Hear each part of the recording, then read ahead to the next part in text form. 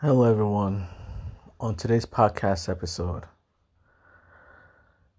I'm going to prove that God exists again with using a different method. You know, when something exists, right, you'll find there will be many ways to prove its existence, right? When something doesn't exist, there are many ways to prove that it doesn't exist, right? Since God exists, naturally, there'll be many ways to prove that God exists. And I've already given you many ways already that proves that God exists. And atheists who believe that God doesn't exist, they're the ones that are claiming that God doesn't exist, right? They're also the ones that claim that, there's no proof that God doesn't exist. I mean, there's 100%, you can't prove that God doesn't exist. They're the ones saying it. I'm not the one making that claim. They made the claim that God doesn't exist. They're also the ones who are making the claim that, you can't prove that God doesn't exist. Because God, you can't prove a negative. But they don't really understand what negative is. They don't understand the concept of positive and negative. They don't understand that these two things are one. They're part of duality. So they don't understand the words they use. They don't understand the word of existence. They don't understand the concept of existence and non-existence. They don't understand the concept of positive and negative. They don't understand the words, the very words they use. They don't have a real understanding of it. They don't have a real depth of it. Because they don't understand what words they use. They use it mindlessly, without without truly grasping what they're saying. This is what we're dealing with as a theist. This is what you're dealing with. Someone who's too mindless, who's not smart enough, who's not logical enough to understand that his very words, the words that come out of his mouth, are contradictory to his very state of being. They don't understand that their very existence, their very mindset, are contradictory in and of itself. This is what you have to deal with. Trying to reason with someone who's unreasonable isn't going to work out well for you. This is why God in the Bible says, do not dwell in the midst of sinners. Sinners are not logical people. Logical people do not harm others. Logical people do not steal. Logical people do not rob. Logical people do not scam, deceive, manipulate, and trick others. Logical people have logical means and solve their problems using logical means. They don't resort to violence. They find ways to solve their problems without resorting to violence. So if you dwell in the midst of sinners and you get burned, it's basic cause and effect. If sinners harm you because you keep hanging around sinners, you are the problem. If you stick your hands in an open flame, you will get burned. This is why the Bible always warns you to stay away from sinners. You're not going to like the end result of it. Atheists are very illogical people. You will not like the end result of being around them. They're not that smart. They're not that logical. This is why it's impossible for them to believe that God exists, because they're not smart people. Illogical people do not understand logic. Basic logic does not work on them. Basic logic does not work on illogical people. It's just a fact. That's why they're illogical, because they do not understand logic very well. They do not think deeply. So let me go to what I mean. Let me give you an example of what I mean. Let me give you the proof that God exists. That's what I'm trying to say. Let me give you proof that God exists, right? Using a whole different approach from what I've stated before. In my previous episodes, I've gone through many different ways. I've proven God's existence using many different means, logical means, right? Let me give you another logical proof of God's existence, right? Here it goes. Probability states that there's a law of probability that states that if if there's a chance for something to occur, right? Given an infinite number of times, or given an infinite number of chances, it will occur, right? Means it's 100% chance for it to occur. And we know this world is infinite. Why? Because we can count from 0 to infinity. Just the fact that we can count from 0 to infinity proves that the world is infinite. Just our ability to count from 0 to infinity proves that the world is infinite. We live in an infinite world. There are infinitely small particles and there are infinitely large particles. We're stuck in the middle of infinity. There's cells, smaller than cells, they're atoms. Smaller than atoms, they're subatomic particles. And then the more you zoom in, you realize they're infinitely smaller particles. There's particles, infinitely smaller than an atom. And there's also a particle infinitely larger than the Earth. There's something infinitely larger than the Earth. There's something infinitely smaller than the Earth. The world is infinite. Right? That's how life works. Since the world is infinite, means time is also infinite. Infinite beginnings, infinite ends. Right? Since there's infinite beginning, meaning if we go back to the beginning of life, right? If you go back in time, you'll realize there's no point where time began. You'll never find the very starting point of time. You just go back infinitely. At the same time, if you go forward infinitely in time, you realize there's no point, there's no end point. It goes on infinitely as well. Just like you move infinitely forward, you can also move infinitely backwards. Everything is infinite on all sides, right? Let me talk about the probability again. Let me give an example of what I mean by, there's an infinite chance. If you give something an infinite chance to occur, it will occur. If your chance of winning the lottery is 0.00 infinity 1, right? Given an infinite number of times, you will win the lottery. Even if your chance is infinity and 1, 0.infinity and 1.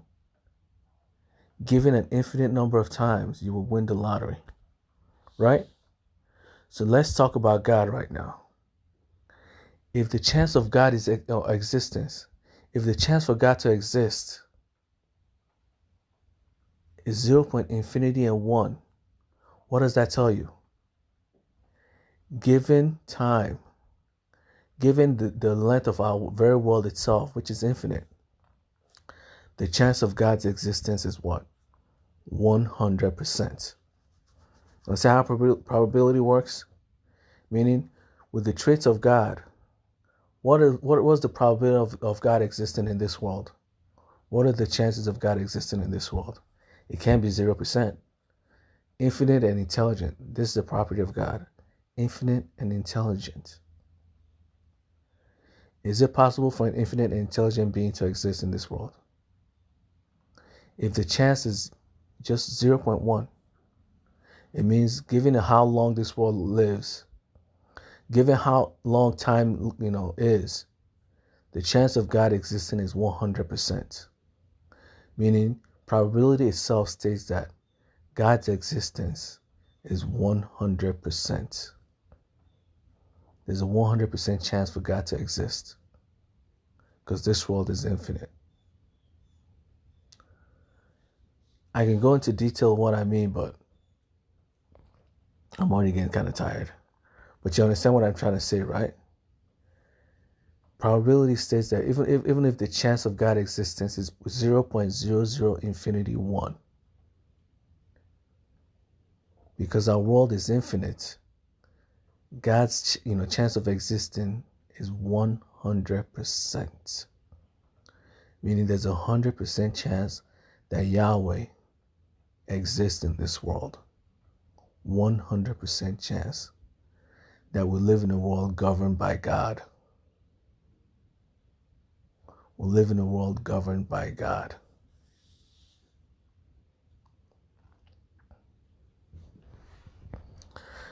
And because we live in a world governed by God, that's why God says, in the Bible, God states that I create all existences because only I exist.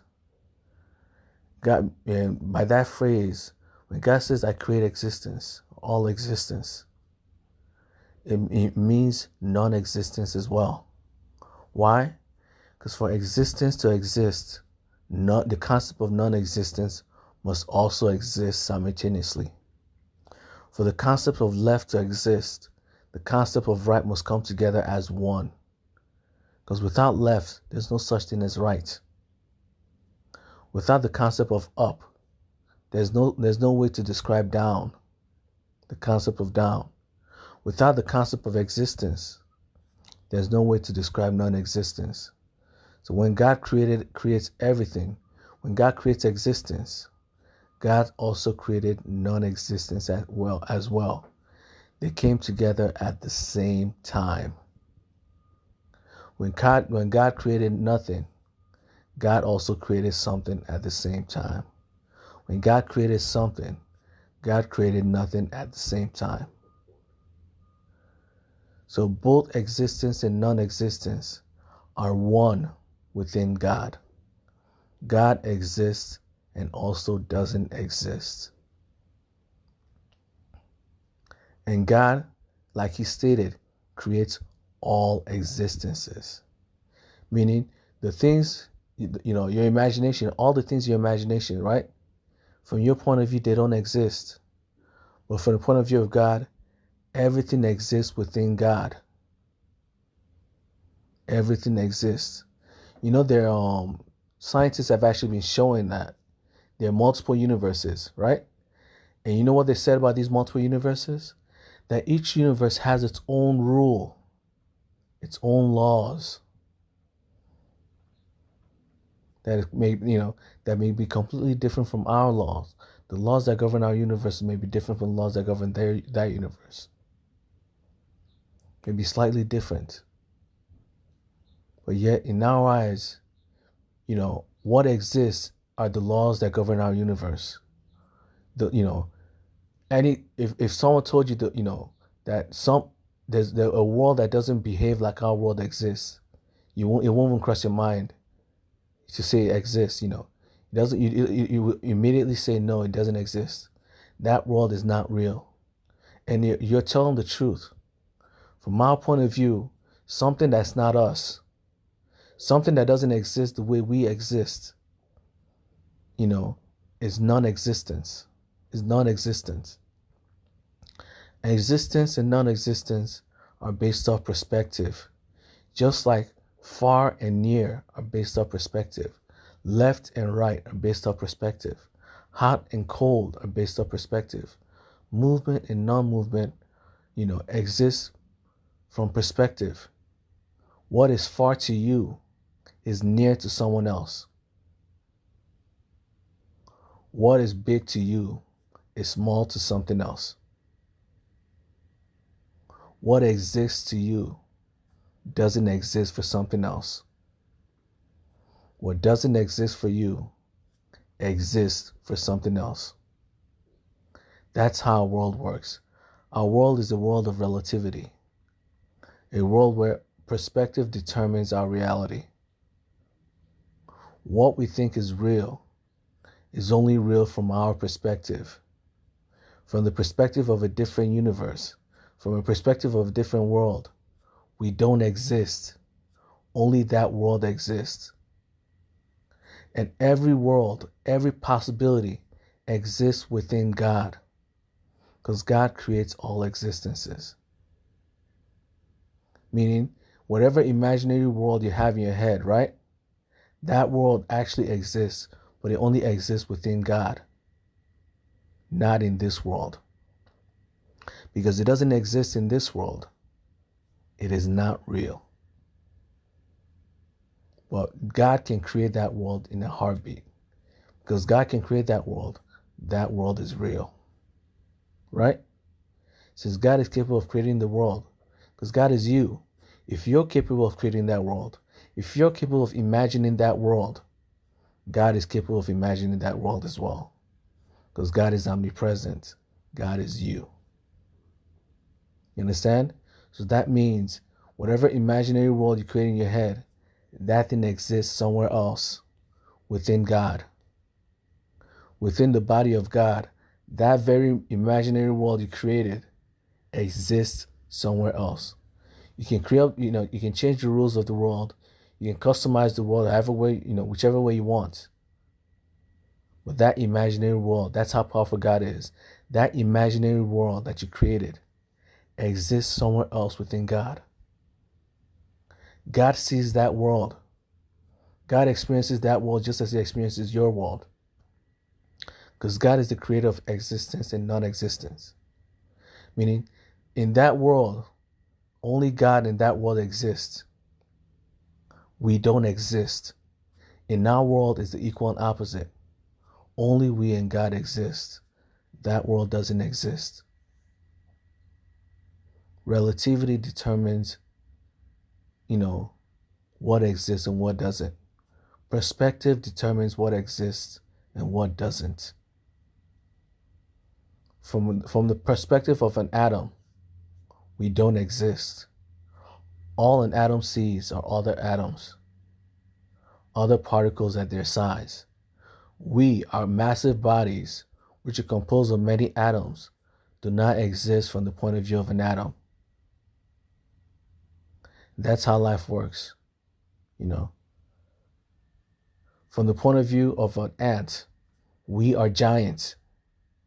From our point of view, planets are giants. We are small. We are tiny compared to planets, right? We're tiny, useless things compared to massive planets.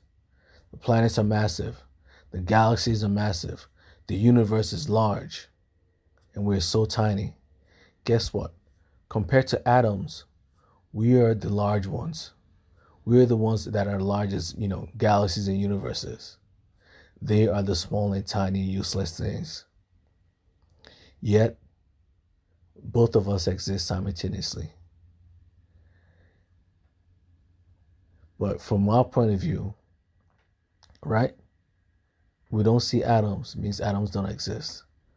We don't see particles that are infinitely small. Yes, there are particles that are infinitely small because this world is infinite.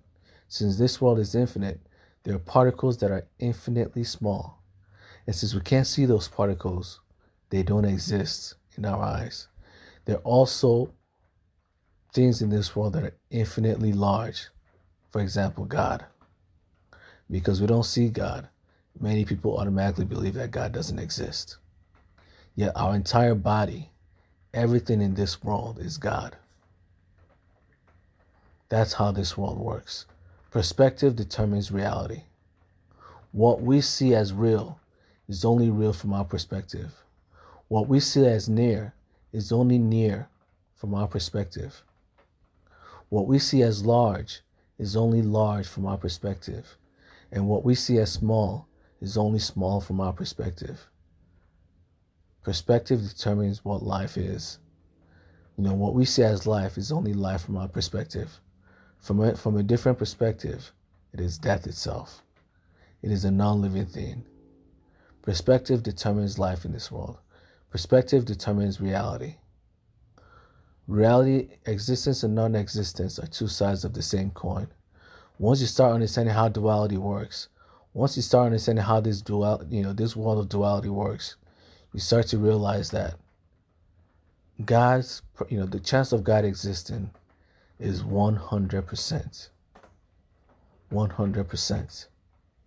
It's when you don't understand life it's when you don't understand life, that's when you start saying that God doesn't exist, You start making, you start choosing, choices arbitrarily without really understanding what choice you're actually choosing. You don't understand the concept of existence and non-existence. So you can say words like God doesn't exist without really understanding what you're saying. You don't know what you're saying, atheist. What you're saying does not make any logical sense. You're not a logical person. because it's logical. You can logically prove the existence of God. So the only reason you still believe that God doesn't exist is because what? You're not a logical person. You're an illogical person. And that's how life works. I'm not trying to shame you. I'm not saying you're a bad person or, or an evil person or blah, blah, blah. I'm just saying you're not a logical person. Think more logically. Figure out a way to be more logical because it's not working out for you. If the only reason you're an atheist is because someone else is an atheist, guess what? That person is wrong. He doesn't know what he's talking about. Because not every atheist, becomes atheist because they're illogical. They just decided to follow someone else. It's an illogical choice to become an atheist just because someone else is an atheist. That's not a logical reason to be an atheist. You become an atheist because you found proof that God doesn't exist.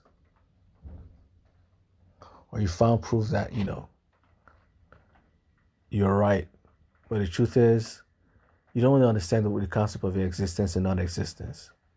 God exists and doesn't exist at the same time. Because existence and non-existence are perspective. And since God is everything, He is both existence and non-existence at the same time, simultaneously. And if you can't understand, the concept of duality, the problem isn't duality itself. The problem is you. You're not a logical person. It means you need to be, you need to take your time to truly understand how the world truly works before you start making arbitrary claims like God doesn't exist. You have to understand how the world truly works before you start making claims like that. When you don't understand how the world works, that's when you start making random claims that you yourself don't truly understand. So that's it for today's podcast episode. I'll talk to you guys later. Bye.